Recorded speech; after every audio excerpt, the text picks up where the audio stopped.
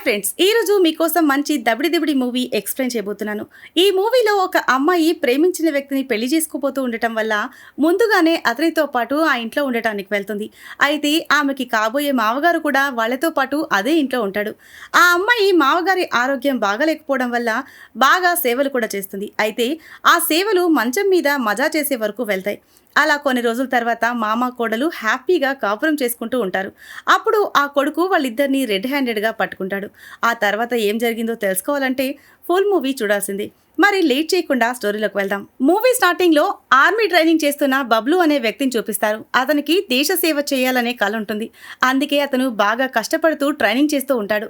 Training పూర్తయ్యాక క్యాంప్కి వెళ్తాడు. తన ఫ్రెండ్తో, నేను ఆ అమ్మాయిని ప్రేమిస్తున్నాను, మేము చాలా రోజులుగా లీవింగ్ రిలేషన్షిప్లో ఉన్నాం, కానీ ఈరోజు ఆమెకి పెళ్లి ప్రపోజల్ చేయబోతున్నాను, ఆమె ఒప్పుకుంటుందా అని అడుగుతాడు.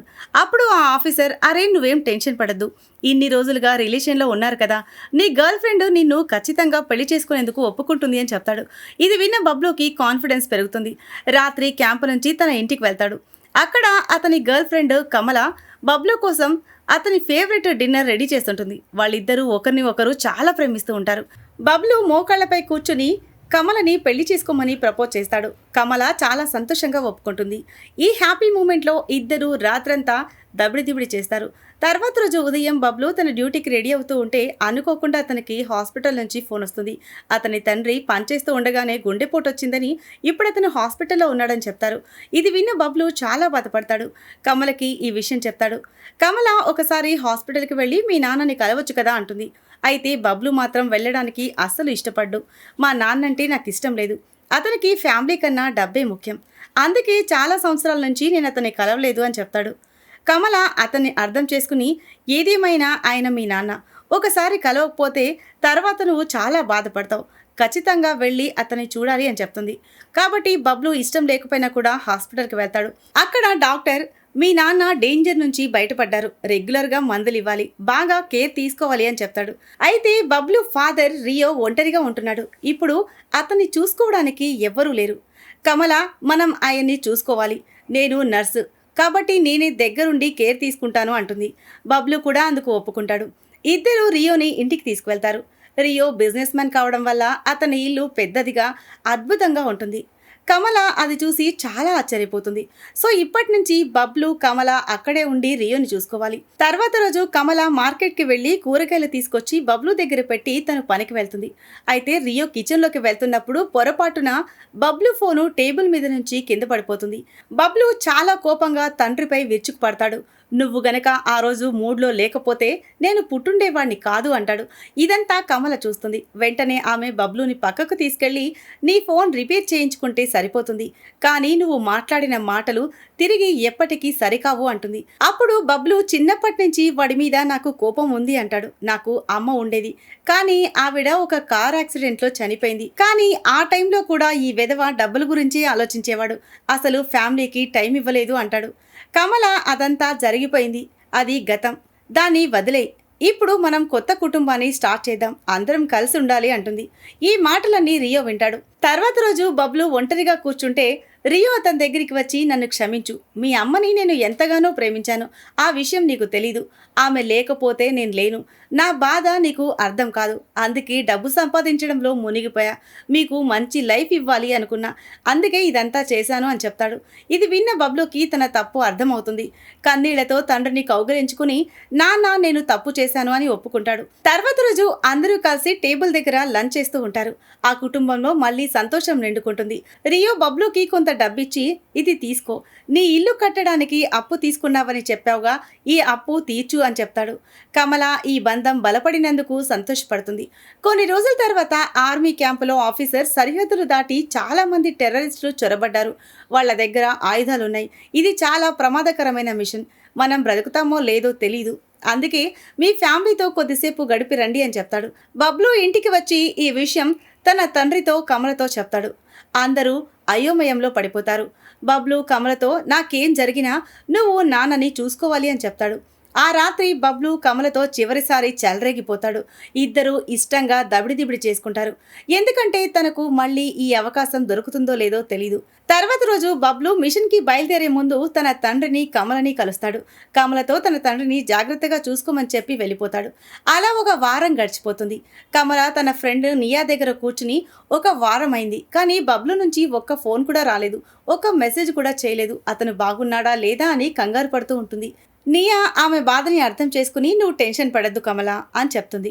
బబ్లు మిషన్లో బిజీగా ఉండొచ్చు, టైం దొరికిన వెంటనే నీకు కాల్ చేస్తాడులే అంటుంది. ఇద్దరూ మాట్లాడుకుంటూ ఉండగానే సడన్గా కమలకి బబ్లు దగ్గర నుంచి ఫోన్ వస్తుంది. కానీ నెట్వర్క్ ప్రాబ్లం వల్ల వాళ్ళిద్దరూ సరిగ్గా మాట్లాడుకోలేకపోతారు.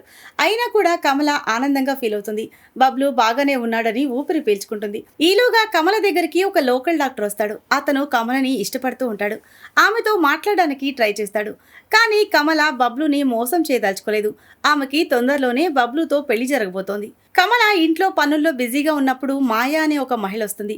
ఈమె రియో గర్ల్ ఫ్రెండ్, అలాగే అతని బిజినెస్ పార్ట్నర్ కూడా. మాయా రియోని ఈ అమ్మాయి ఎవరు అని అడుగుతుంది. రియో ఈ అమ్మాయి నా కోడలు, నా కొడుకు రాగానే వీళ్ళిద్దరూ పెళ్లి చేసుకుంటారు అని చెప్తాడు. తర్వాత రియో మాయాని తన రూమ్లోకి తీసుకువెళ్తాడు. అక్కడ రియో మాయా ఇద్దరూ దబిడిదిబిడి చేస్తారు. రియో తన వయసు మర్చిపోయి మాయతో పనికాని చేస్తాడు. తర్వాత రోజు లంచ్ టైంలో మాయా మళ్ళీ ఇంటికి వస్తుంది.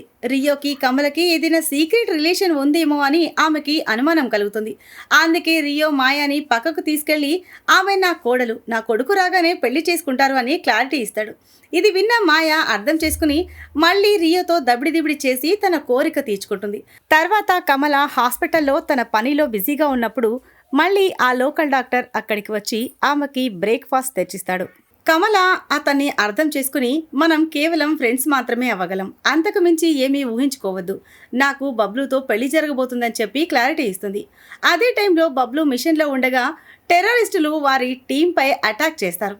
ఒక పెద్ద బ్లాస్ట్ అవ్వటంతో బబ్లుతో సహా అతని టీం మొత్తం చనిపోతారు. ఈ న్యూస్ రియో కమలకి ఇద్దరికి తెలిసినప్పుడు వాళ్ళిద్దరూ చాలా బాధపడతారు. బబ్లు అంత్యక్రియలు కూడా జరపలేకపోయామని రియో బాధతో ఉంటాడు. నా కొడుకు చనిపోయిన బాధ నాకుంది, కానీ దేశం కోసం ప్రాణాలు అర్పించాడనే గర్వం కూడా ఉంది అంటాడు. అయితే బబ్లు డెడ్ బాడీ ఇంకా కనబడలేదు, అందుకే అధికారికంగా అతని అంతిమ సంస్కారాలు జరగలేదు. కమల మాత్రం ఈ వార్తని జీర్ణించుకోలేక తీవ్ర మనోవేదనలోకి వెళ్ళిపోతుంది. కొన్ని రోజుల తర్వాత ఇక నేను ఇక్కడ ఉండలేను, బబ్లు జ్ఞాపకాలు నన్ను వెంటాడుతున్నాయని చెప్పి కమల రియో ఇంటిని వదిలి వెళ్ళిపోవాలని డిసైడ్ అవుతుంది. రియో కమలతో ఇలాంటి టైంలో నువ్వు ఒంటరిగా ఉండకూడదు, నీ మనసు స్థిరపడే వరకు ఇక్కడే ఉండు అని చెప్తాడు. కమల కూడా అందుకు అంగీకరిస్తుంది. కానీ మానసికంగా ఆమె సరిగ్గా లేదు. కాబట్టి కమల రోజంతా మద్యం తాగుతూ బబ్లు జ్ఞాపకాలతో గడిపేస్తూ ఉంటుంది. ఒకరోజు రియో ఆమెని నువ్వెందుకు తాగుతున్నావని తిడతాడు. అయినా కూడా ఆమె వినిపించుకోదు. అదే రోజు రాత్రి ఆమె పూర్తిగా మత్తులో ఉంటుంది.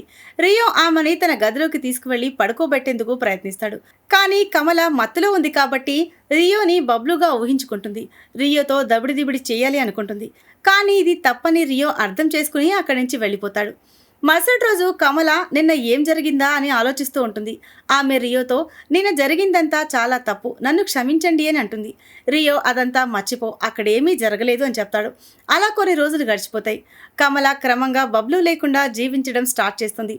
ఇద్దరి మధ్య స్నేహం బలపడుతుంది. ఒకరోజు రియో తన కొడుకు చిన్నప్పటి ఫోటోలు కమలకి చూపిస్తాడు. ఇవి చూస్తూ ఉంటే నాకు చాలా బాధగా ఉంది అని చెప్పి రియో ఎమోషనల్ అవుతాడు. కమల దగ్గరకొచ్చి నువ్వు బాధపడకూడదు అని అంటుంది. అతన్ని ఓదారుస్తుంది. అదే క్షణంలో వాళ్ళిద్దరి మధ్య కరెంటు పాస్ అయ్యి వేడి లావాలా ఉప్పొంగిపోతుంది. ఇద్దరూ కంట్రోల్ కోల్పోతారు. ఇద్దరూ ఇష్టంగా దబిడిదిబిడి చేస్తారు. తర్వాత రోజు ఇద్దరు కలిసి ఉండాలని నిర్ణయించుకుని కొత్త జీవితాన్ని ప్రారంభించడానికి సిద్ధమవుతారు. ఇప్పుడే ఒక పెద్ద ట్విస్ట్ రివీల్ అవుతుంది. కమలకి ఒక ఫోన్ వస్తుంది. బబ్లు ఇంకా బతికే ఉన్నాడు అని ఇద్దరు షాక్ అయ్యి తెల్లమొహం పెడతారు. ఎందుకంటే బబ్లు గారిని మర్చిపోయి వీళ్ళు కలిసి జీవించాలి అనుకున్నారు. బబ్లు బ్రతికున్నాడని హ్యాపీనెస్ వీళ్ళ మొహంలో కనిపించదు. అంతేకాదు, కమల ఇప్పుడు రియోతో దబిడిదిబిడికి అలవాటైపోయింది. కాబట్టి తర్వాత అదే తెల్లమొహం పెట్టుకుని వాళ్ళిద్దరూ రియో ఆర్మీ హాస్పిటల్కి వెళ్తారు. అక్కడ బబ్లు ఇంకా పూర్తిగా కోలుకోలేదని తెలుస్తుంది. అతను ఎంతటి హింసని అనుభవించాడో, టెర్రరిస్టులు అతన్ని ఎంత టార్చర్ చేసి చచ్చిపోయాడనుకుని అడవిలో పడేశారో. అతన్ని ఒక మంచి మనిషి కాపాడి హాస్పిటల్లో చేర్పించుంటాడు. తర్వాత కొన్ని రోజులకి బబ్లు ఇంటికి వచ్చేస్తాడు. కానీ బబ్లు అంతకు ముందులా ఉండడు. అతని మైండ్ డిస్టర్బ్లో ఉంటుంది. చిన్న విషయానికి కూడా కోపం వస్తుంది. తర్వాత ఒకరోజు ఎవరో నన్ను గమనిస్తున్నట్టు అనిపిస్తుందని బబ్లు భయపడతాడు. కమల బబ్లు ఇంకా పూర్తిగా కోలుకోలేదని అర్థం చేసుకుంటుంది. కట్ చేస్తే ఇంకో ట్విస్ట్. మాయ రియో దగ్గరకు వస్తుంది. అదే టైంలో రియో తన ఫోన్లో కమల ఫోటోలు జూమ్ చేసి మరీ చూస్తూ ఉంటాడు. ఇద్దరి మధ్య ఏదో నడుస్తుందని మాయకి తెలిసిపోతుంది. కోపంతో బబ్లు దగ్గరికి వెళ్ళి నీ భార్య ఇంకో అబ్బాయితో కులుకుతుంది, చూసుకోవే అంటుంది. బబ్లు కోపంతో గన్ తీసుకుని ఆ అబ్బాయిని చంపాలి అనుకుంటాడు. అతని కళ్ళ ముందే హాస్పిటల్లో కమల డాక్టర్తో మాట్లాడుతూ ఉంటుంది. వీడి వాడు అనుకుని బబ్లు అతని చంపాలనుకుని గన్ గురి పెడతాడు. కానీ కమల నువ్వు అపార్థం చేసుకుంటున్నావని సర్ది చెప్పి తన భర్తని ఇంటికి తీసుకెళ్తుంది. తర్వాత బబ్లు బాధతో బార్లో తాగి రాత్రంతా అక్కడే కూర్చుంటాడు. ఇంకోవైపు కమల బబ్లు ఇంటికి రాలేదని తెలుసుకుని రియోతో మళ్ళీ కులుకుతూ ఉంటుంది. ఇద్దరు ప్రేమగా మాట్లాడుకుంటూ ఉంటారు. మళ్ళీ ఇద్దరిలో కోరిక చెలరేగిపోతుంది. ఇంకా స్టార్ట్ చేద్దాం అనుకునే లోపు బబ్లు ఇంటికి వస్తాడు. వీళ్ళిద్దరినీ చూస్తాడు. అమ్మ పని స్టార్ట్ చేయకముందే వచ్చేసాడులే అని రియో ఊపిరి పీల్చుకుంటాడు. తర్వాత రాత్రి ఇద్దరు డిన్నర్ టేబుల్ దగ్గర ఎలా తప్పించుకుందాం అనే టెన్షన్లో ఉంటారు. కానీ బబ్లు మాత్రం ఒక ఫ్లోలో ఉంటాడు. తన స్టోరీ ఎలా ఆర్మీ క్యాంప్ నుంచి తప్పించుకున్నాడో చెబుతూనే ఒక్కసారిగా గన్ తీసి కమల మీద గురిపెడతాడు. నీ గురించి నాకు బాగా తెలుసే అంటాడు. సో బబ్లు గడికి ముందే మైండ్ దొబ్బింది కాబట్టి వీడు చంపినా చంపుతాడనుకుని రియో కమల ఇది పొరపాటే, తప్పంతా మాదే, చంపొద్దు అని బబ్లుకి అర్థమయ్యేలా చెప్పడానికి ట్రై చేస్తారు. కానీ ఈ తిక్కలోడు వాళ్ళని చంపకుండా వాడిని వాడే గన్తో షూట్ చేసుకుంటాడు. వీళ్ళిద్దరూ సేఫ్. Movie happy ending. ఇప్పటి నుంచి వాళ్ళని ఆపేవాళ్లే లేరు. ఈ సీన్తోనే ఈ మూవీ ఎండ్ అవుతుంది. సో ఇది ఫ్రెండ్స్ ఇవాల్టి స్టోరీ. ఈ స్టోరీ కనుక మీకు నచ్చినట్లయితే మరికొన్ని ఇంట్రెస్టింగ్ స్టోరీస్ కోసం ఛానల్ని సబ్స్క్రైబ్ చేయండి. Thanks for watching.